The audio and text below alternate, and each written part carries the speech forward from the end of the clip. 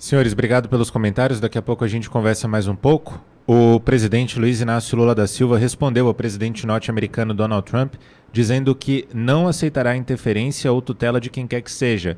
A mensagem é uma réplica à publicação de Trump, em que ele sai em defesa do ex-presidente Jair Bolsonaro e pede para que o deixem em paz. Lula escreveu em suas redes sociais, abre aspas, a defesa da democracia no Brasil é um tema que compete aos brasileiros. Somos um país soberano. Não aceitamos interferência ou tutela de quem quer que seja.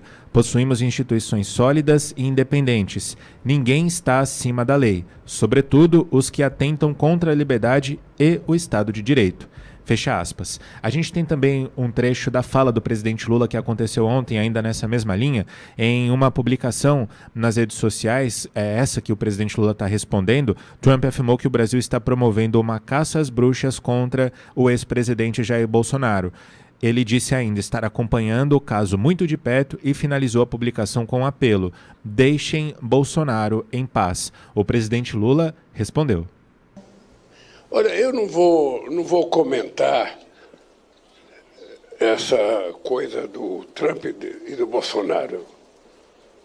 Sabe, eu tenho coisa mais importante para comentar do que isso.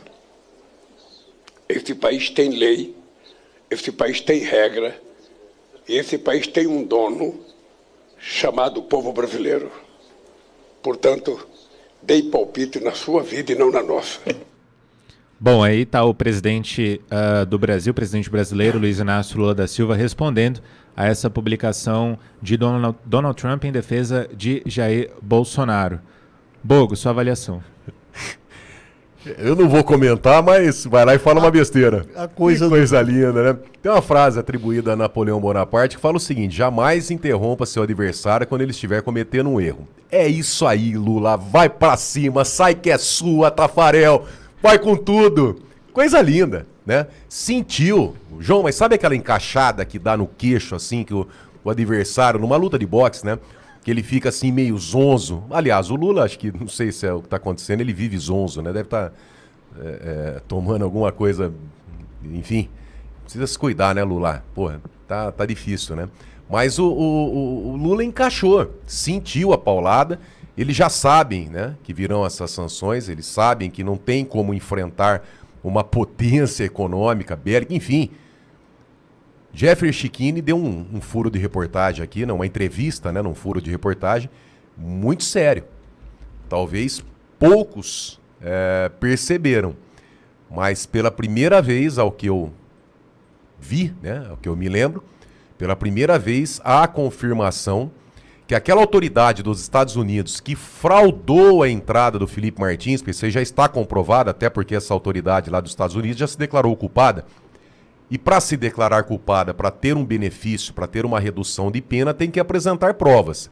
E o Dr. Jeffrey Chiquini passou para a gente aqui, que está na defesa, né, do Felipe Martins, que essa autoridade, esse criminoso dos Estados Unidos, tem parentesco com uma autoridade brasileira. Essa autoridade americana é um brasileiro naturalizado americano. Que é parente de uma autoridade brasileira. Olha, de uma autoridade, ele não é parente somente de um brasileiro, de uma autoridade. Então essa fala do Dr. Jeffrey Chiquini, eu fico muito curioso, Cláudio, porque tem notícias que algumas autoridades estariam, inclusive, nos Estados Unidos nesse período.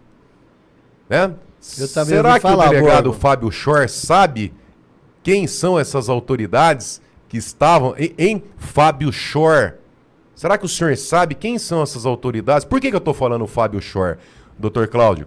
Porque como delegado da Polícia Federal, talvez interessa ao doutor Fábio Schor quem estava nos Estados Unidos nesse período, quem é o parente, viu, Fábio Schor, desse criminoso dos Estados Unidos. Eu não estou acusando, só estou passando porque ele, na condição de delegado, Fábio Schor, talvez interesse ao senhor quem é o parente dessa autoridade americana, né? Quem sabe para investigar ali um possível crime cometido por autoridade brasileira, né?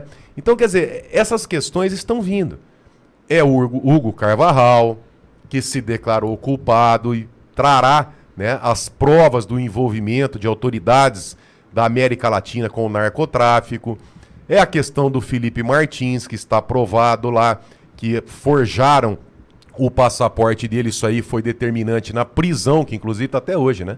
De tornozeleira eletrônica. Enfim, a casa está caindo, tá? E isso aí será muito importante, porque quando tiver uma mudança no Brasil, quando essas pessoas que estão envolvidas, incrustadas na corrupção, na roubalheira, nesse mecanismo nefasto do Brasil, quando tudo vier à tona, é uma possibilidade que a gente tem de fazer uma limpa no país, virar a página e novos tempos aí, com um sol escaldante, aí, um sol brilhando sobre as nossas cabeças, fato que nós não temos hoje. Hoje nós temos trevas, nós temos um nevoeiro muito grande no país, tá? Uma insegurança violenta. Então, quer dizer, tudo indica, João, que essa mensagem do Trump, que esses fatos novos, que irá trazer aí mais esperança. E Lula, vai com tudo, filho. Vai pra cima mesmo. Vai, continua nessa linha, vai pra cima do Trump. Você é o cara. Você é fera mesmo. Sabe? Poxa, onde já se viu o Trump aí, ele falou assim no comentário, essa coisa, né? Essa coisa do Bolsonaro com o Trump. É isso aí, Lula. Vai pra cima, cara. Onde já se viu o Donald Trump, presidente da maior potência nuclear, bélica, militar, econômica. E você vai deixar, Lula? Poxa, não. Vai isso não. Vai pra cima, Lula. Você é o cara. Vai com tudo. Cláudio, o presidente Lula reagindo aí a essa publicação de Trump.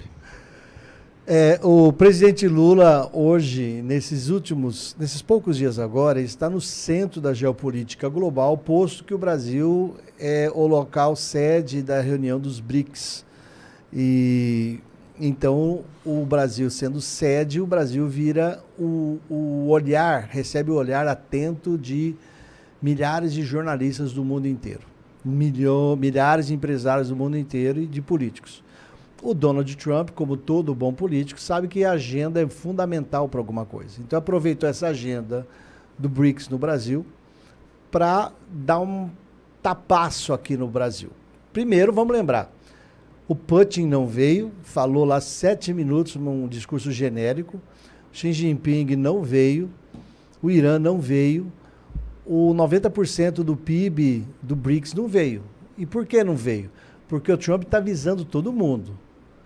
Quem quiser fazer essa política de enfraquecer o dólar como moeda no sistema financeiro internacional, como padrão monetário, e for querer adotar essas moedas regionais, de cara nós vamos meter 10% a 100% de tarifa sobre produtos do seu país e eles não vão mais entrar nos Estados Unidos porque vão se tornar economicamente inviáveis. Nenhum país que tem vergonha ou noção de sobrevivência se recusa a exportar para o maior mercado consumidor do planeta Terra, que é a população dos Estados Unidos. Então, nem a China quer brigar tanto. O discurso existe, o Lula faz o trabalho dele de fantoche da China, de sócio parceiro da Rússia. O Lula faz isso porque o Brasil é um gigante continental, um gigante populacional, um gigante econômico. Mas nós sabemos todos que o nosso presidente hoje é um anão diplomático. Então, o BRICS aqui foi fraco, está fraco, soltaram lá a declaração de 120 itens domingo, e o Trump aproveita e bate. Bate no quê? No maior problema da América Latina, que é a ascensão e tentativa de consolidação da ditadura no maior país da América Latina, que é o Brasil. Uma ditadura não nos moldes antigos, as décadas de 50, 60, 70 e todas as anteriores, que era uma ditadura em que militares pegavam armas, assumiam poder e tiravam quem estava do poder. Não, não é o que aconteceu na América Latina inteira a partir dos anos 40. O que acontece hoje na América Latina é o novo modelo de ditadura, que já foi falado aqui, através do lawfare, que é o aparelhamento do Estado com pessoas da esquerda, que vão mudando as regras e vão utilizando o Estado para perseguir inimigos políticos. Por isso que a ex-presidente da Bolívia está condenada a 10 anos de cadeia, alegando que foi golpe de Estado. Por isso que na Venezuela fizeram a mesma coisa, acabaram com todos os opositores políticos de Hugo Chávez e do Maduro. Por isso fizeram a mesma coisa na Nicarágua, estão fazendo a mesma coisa no Brasil e estão tentando em todos os demais lugares. Esse modelo de ditadura, ele é uma ditadura soft, uma ditadura que não vem com armas, mas vem com canetas. Então, o Donald Trump sabe que esse é o maior perigo na América Latina e, consequentemente, para a geopolítica dos Estados Unidos no continente americano. E ele vai bater pesado, vai exigir e vai ir para cima. Estados Unidos, com todos os defeitos que falam deles e com todos os defeitos que a esquerda odeia eles são um país que inventou a república e que inventou a democracia participativa nos últimos 300 anos da humanidade. É graças à cultura dentro dos Estados Unidos de liberdades democráticas que o mundo hoje tem a maior parte dos países com governos republicanos e não monarquias. É graças aos Estados Unidos que a maior parte do mundo hoje tem eleições democráticas. Não é aos outros países, é os Estados Unidos que tem essa história e que defendem isso. Ah, mas eles são um país que é uma potência colonialista. Todas as grandes potências são colonialistas. O Brasil é que falhou muito em não ser colonialista em vários aspectos. Mas todas as potências são colonialistas porque sua elite local defende os interesses locais em relação às outras. As maiores potências do mundo hoje, a China, ela só quer uma coisa, dominar o planeta inteiro até 2062. Esse é o plano chinês, dominar o planeta. Então nós temos que nos opor à tentativa de dominação da China. Não interessa se ela é de esquerda ou de direita, nenhum país pode querer nos dominar. Mas a China é pior, ela defende uma ditadura, porque em 4.000 anos de história não existe um dia de democracia na história chinesa. O povo chinês não tem nem ideia do que seria democracia. Toda a estrutura chinesa é feita em cima da ditadura. E o nosso STF foi lá na China e fez um acordo de convênio de cooperação técnica com o Supremo Tribunal da China para aprender como fazer gestão de mídias sociais. Tá vendo o que o STF votou? É isso, o que está aprendendo com o padrão da Corte Suprema da China, que só tem ditadura. O nosso governo federal executivo fez 32 acordos com Xi Jinping quando eles vieram aqui no G20. É isso que o Brasil está fazendo, entreguismo para o governo chinês. O Lula e esse atual grupo no poder são grupos entreguistas da segurança nacional e da soberania nacional. O Brasil está sendo entregue. Gente, olha o que está acontecendo. Em 2025 nós estamos fazendo um discurso, nós chamados conservadores, chamados de direita, estamos fazendo os discursos que a esquerda fazia há 30, 40 anos atrás. E por que a esquerda fazia isso? Para chegar no poder. E sabe por que a esquerda não fala mais isso hoje? Porque ela chegou no poder. Ela está no poder, que é uma estratégia, já que o professor que falou mal da filha do Justus disse, na Revolução Socialista Soviética, nós temos dois grandes grupos no partido deles lá. O grupo da minoria, que é o menchevismo, é o termo russo, menchevismo, minoria, chamados de mencheviques. E o grupo da maioria, bolchevismo, que são os bolcheviques.